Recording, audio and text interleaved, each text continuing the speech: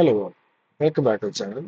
In this lecture series, we'll be discussing about biotelemetry signals and the measurements, how they are important in our day-to-day life and in real case scenario. So, starting off, we'll discuss about cardiovascular and respiratory system measurements, how these measurements are important to find out the biotelemetry as in these are considered to be the vital signs of a patient. Okay. So, what are these things called vital signs? Vital signs are the signs or the things that denote the person is alive and is in good medical health condition. So, how do you find that? Let's discuss. Okay, starting off, the four pillars of vital signs are that the body temperature. The body temperature, it shows the core temperature that is maintained in the person. So it should be in the for a normal adult, the range should be around 97.8 degrees Fahrenheit to 99.1 degree Fahrenheit. In the Celsius scale, it will be around 36 degree to 37 degrees Celsius. So this is what we will call it as normal temperature. Anything below that or beyond that would be considered abnormal and must be catered to by the physicians. And the next vital sign is blood pressure. Blood pressure is the pressure that is exerted by our blood as a viscous fluid against the walls of our um, like arteries or veins. So the healthy range should be around 90 by 60 millimeter of mercury to 120 of 120 by 80 millimeter of mercury. So you would have seen the sphygmomanometers that have been used earlier, right? So it will have a cuff and you'll have a pump that will pressurize your cuff.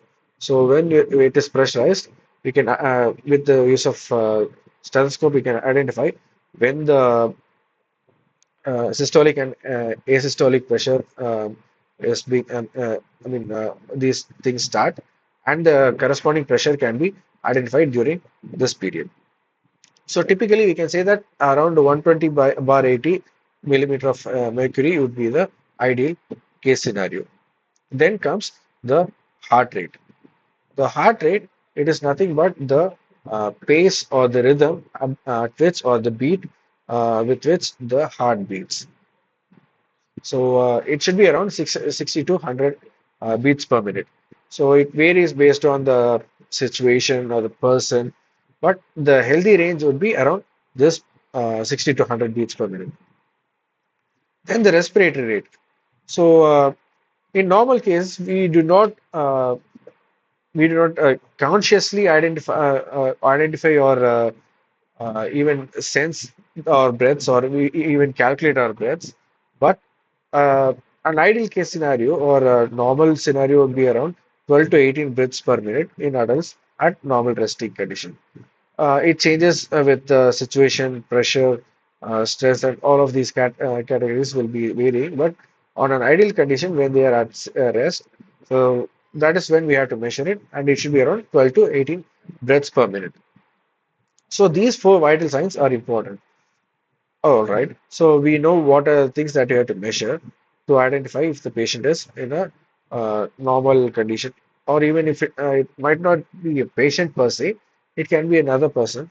So how to find out if the person is in a normal case scenario or if they are experiencing some abnormal conditions. So these four vital signs can give us clues on to if they if they are abnormal, with each variations, we can identify what can be the possible case that is resulting in this symptom or sign.